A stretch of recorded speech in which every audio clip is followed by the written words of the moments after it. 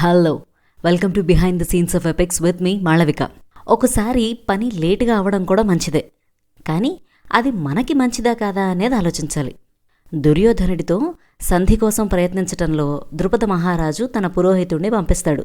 ఆ విప్రునితో మాట్లాడుతూ, చూడండి, మీరక్కడ ఎంత టైం తీసుకుని వారికి విషయాన్ని కన్వే చేస్తారో మనకంత మంచిది.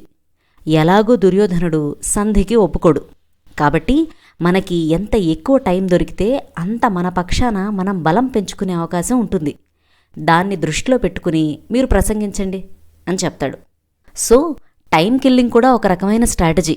అయితే అలాగని కూర్చొని టైం వేస్ట్ చేస్తా అనడం మటుకు చాలా యూజ్లెస్ స్ట్రాటజీ. కేర్ఫుల్గా అబ్జర్వ్ చేస్తే ఇక్కడ అవతలి వాళ్ళ టైంని కిల్ చేయమని చెప్తారు. మన టైంని మనం యాక్చువల్లీ డబల్గా వాడుకోవాలి. సో టైం వేస్ట్ శత్రువులకి చేస్తూ మనం డబుల్గా యూజ్ చేసుకోవడం అనేది ఇక్కడున్న స్ట్రాటజీ అన్నమాట. బాగుందా? On that note, don't forget to like, share and subscribe. Thank you.